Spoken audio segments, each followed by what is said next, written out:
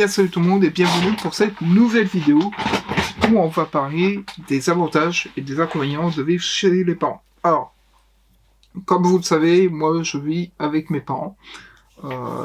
Alors, pourquoi tout dépend de votre situation, de si vous voulez rester avec vos parents ou pas. Moi, la situation fait qu'actuellement, je suis obligé de rester pour vivre avec mes parents. Mais néanmoins, je voulais vous faire cette vidéo pour que vous compreniez un petit peu la situation, que je vous donne mon ressenti sur le fait de qu'est-ce que je trouve de bien de vivre avec les parents et ce que je trouve, on va dire, qui est moyen. Mais comme ça, vous comprenez un petit peu plus la situation et aussi que vous fassiez une idée sur vous, si vous voulez rester avec vos parents ou pas. Moi, il faut savoir que mes parents, ils sont à la retraite. Ça, c'est la première chose qu'il faut savoir.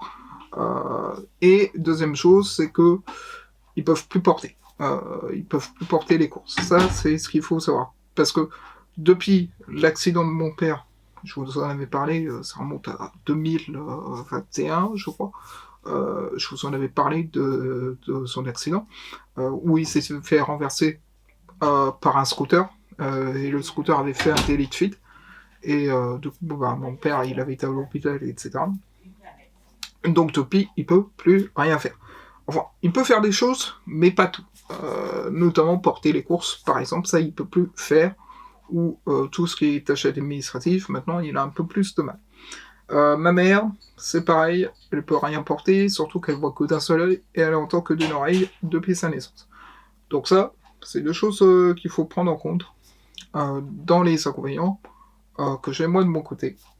C'est que mes parents, vu qu'ils ont des difficultés physiques et mentales, bah du coup, je suis un petit peu obligé de les aider, que ce soit d'un point de vue administratif ou d'un point de vue, on va dire, physique, c'est-à-dire faire les courses, par exemple, bon, porter toutes les choses lourdes, que ce soit tout ce qui est au niveau des courses, que ce soit les bouteilles, que ce soit, enfin, quand je dis les bouteilles, c'est surtout les packs d'eau, que ce soit également faire, je sais pas, pour des objets lourds, tout simple, hein, un petit meuble, des trucs comme ça. Bref, c'est ça que je parle en termes de choses lourdes à apporter. Donc ça fait partie des inconvénients. Après, tout dépend de la situation financière de vos parents. Moi, mes parents, ils sont financièrement moyens, on va dire. Donc moi, je suis un petit peu obligé aussi de les aider financièrement au niveau des courses, même si j'arrive à accumuler un petit peu de mon côté, mais c'est pas des masses. Mais du coup, voilà. Alors ça, c'est les trois inconvénients que je trouve en étant chez les parents. Ce qu'il y a en termes de contraintes. Mais il n'y a pas que des contraintes. Il y a aussi des avantages. Moi, j'en vois quelques-uns, tout de même, au niveau des avantages. C'est par exemple, il n'y a pas de loyer à payer, il n'y a pas d'assurance, il n'y a pas de charge, il n'y a pas de cuisine à faire, par exemple, il n'y a pas de ménage à faire. Enfin, très peu de ménage, j'ai envie de dire. Le seul ménage que j'ai à faire, c'est dans le studio, le ménage que je dois faire. C'est simplement ça. Parce que vu qu'il y a des Lego, moi j'ai pas envie que mes parents y touchent pour essayer de les casser. S'il y a un truc qui casse, je préfère que ce soit moi, comme ça au moins je sais comment le réparer, etc. Mais du coup voilà. Donc ça, ces quatre-là, donc pas de cuisine, pas de loyer, pas d'assurance, pas de ménage à faire, je trouve que c'est bien. Après, il y a un autre avantage, c'est que je peux me concentrer plus facilement sur mes objectifs. Quand je dis me concentrer plus facilement, c'est tout simplement que, au lieu de penser à des problèmes à droite, à gauche, à des trucs à la con, les loyers, les trucs administratifs, etc., j'ai pas à m'en occuper, ou très peu, comme je l'ai dit. J'ai très peu de ça à m'occuper, et donc ce qui fait que je peux me concentrer sur les vidéos, je peux me concentrer sur le montage, je peux me concentrer je sais pas, sur la micro-entreprise, je peux me concentrer sur l'écriture du blog, bref, je peux me concentrer sur mes projets et être tranquille. Et moi, mon ressenti, Euh, Maintenant que ça fait, allez quoi, depuis que j'ai arrêté les études, donc 2016, 2017, 2018, 2019, 2020, 21, 22, 23, 24, 25, ça fait au moins 10 ans que je vis depuis que j'ai arrêté les études. Ça fait 10 ans au moins que je vis avec mes parents. Je trouve qu'il y a des sacrés avantages. Même si c'est vrai que par moments, je me dis que avoir mon petit studio, avoir mon petit appart, etc., ça me ferait du bien. Mais néanmoins, des fois quand j'ai besoin d'un moment de break, je me dis, je vais aller à café, basta. Donc, moi je trouve qu'il n'y a que des avantages à vivre chez ses parents, c'est on peut économiser et on peut se concentrer sur nos projets en étant peinard. Hein. J'ai envie de dire, bon, même s'il y a deux, trois bricoles à faire à droite à gauche, moi je peux me concentrer tranquillement sur là-dessus. Et on va dire c'est ce que j'aime, c'est que je peux être tranquille. C'est je mets un papier sur la porte comme quoi je suis en tournage ou en montage en mode faut pas me déranger, je suis peinard. Donc voilà, même si je les entends un petit peu gueuler là comme là actuellement, je veux dire, je suis peinard. Ils savent que il y a le papier, il faut pas me déranger, donc je suis tranquille pendant ce laps de temps sur ce que j'ai à faire. Après, c'est vrai, il y a des contraintes comme les courses à faire par exemple, ou aller chercher des documents, ce genre de choses, etc. Mais je vois que des avantages après 10 ans en vivant avec eux. Mais comme dit, bah, après, c'est vrai que des fois, je me dis, il faudrait peut-être que j'ai mon petit studio pour être tranquille, pour faire les trucs. Mais je suis bien. Je suis dans le sens, je peux économiser sur ce que j'ai envie d'acheter. Par exemple, si je veux, là, je suis en train d'économiser pour me faire un nouveau PC, vu que je reprends les streams et vu que Windows 10 va être bientôt obsolète au mois d'octobre, bah, je suis en train d'économiser pour racheter un PC. Donc ça, c'est bien. Donc ça me permet d'économiser tranquille, sans avoir de loyer à payer, sans avoir de choses en plus à payer à part les courses, de temps en temps. Mais ça me permet d'économiser tranquillement pour racheter un PC. Je peux économiser aussi pour potentiellement passer le permis, pour potentiellement acheter ou louer un appartement par exemple. Bref, ça, c'est vraiment des choses en plus. Après, comme dit, l'avantage aussi, c'est que vu que j'ai le studio, enfin la chambre qui me sert aussi de studio, ça me permet aussi d'avoir un matos, enfin une salle, enfin une salle, si on peut dire, ou une pièce en tout cas, qui me permet d'entreposer tout mon matos vidéo sans à me dire ah bah tiens, il faut que j'aille chercher quelque part mon matos, que j'aille machin, etc.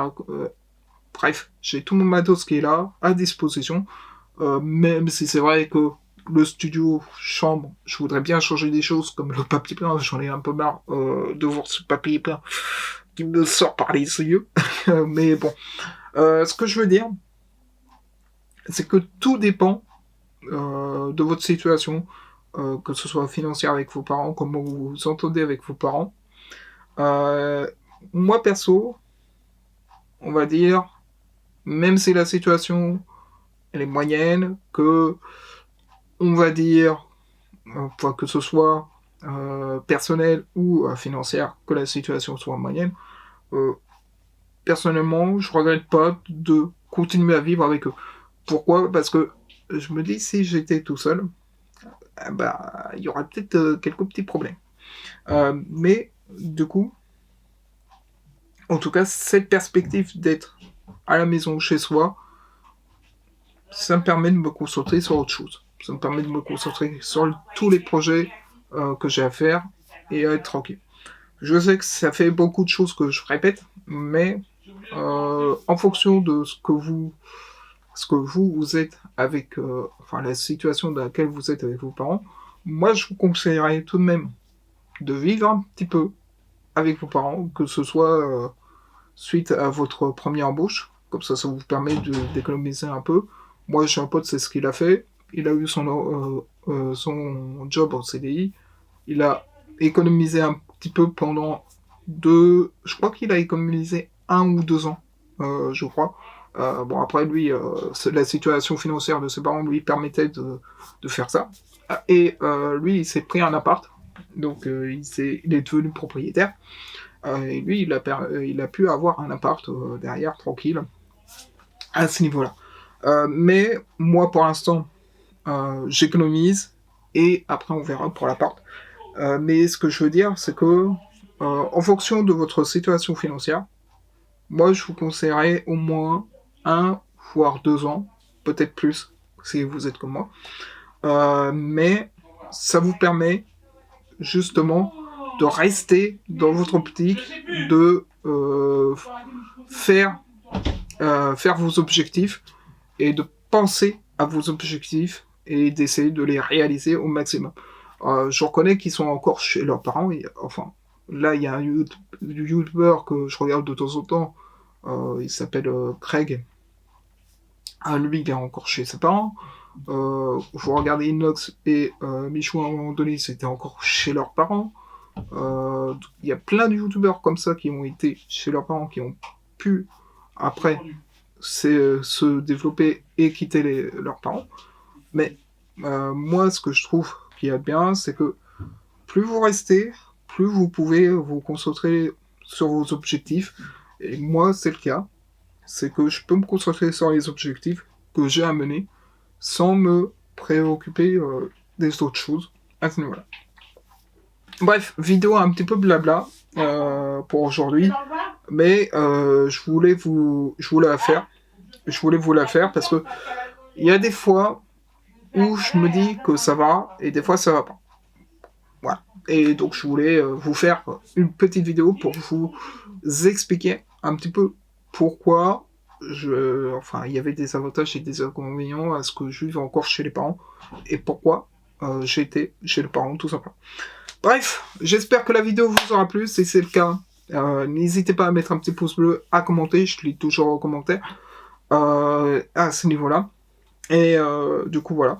Vendredi, on fera un autre vlog un peu plus dynamique. On ira à l'atelier, on va essayer de bricoler un petit peu, parce que je vous ai dit la dernière fois, j'ai trouvé une planche et on va essayer de positionner les planches que j'ai pour cacher un petit peu le tuyau qu'il y a dans l'atelier. Mais du coup, voilà. En tout cas, j'espère que la vidéo vous aura permis de comprendre un petit peu ma situation, de pourquoi des fois il y a des vidéos qui sortent, des fois il y a des vidéos qui sortent pas aussi. Mais je voulais vous la faire pour vous expliquer un petit peu tout ça. Bref, je vous dis à la prochaine et bye tout le monde!